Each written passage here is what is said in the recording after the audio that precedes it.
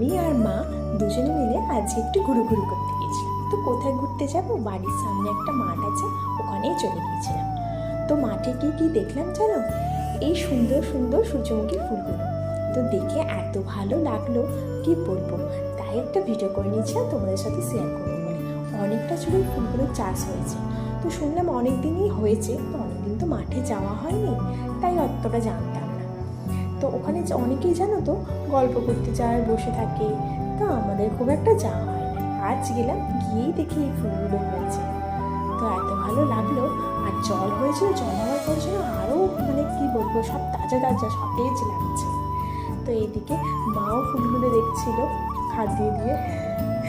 আর ফুল দেখতে কার না ভালো লাগে বলো, ফুল তো সবারই মানে বেশিরভাগ সবারই তো ফুল ভালো লাগে, তাই না? তারপর আমি একটু হাত দিয়ে ফুলগুলোকে দেখে নিচ্ছিলাম। তো এই দুটো ফুল একসাথে হয়েছে, এই দুটোকেই যেন বেশি ভালো লাগছে। তো আমাদের ফুল দেখা হয়ে গেছে, ফুল দেখা পর এবার আমরা বাড়ি যাবো। চলো টাটা।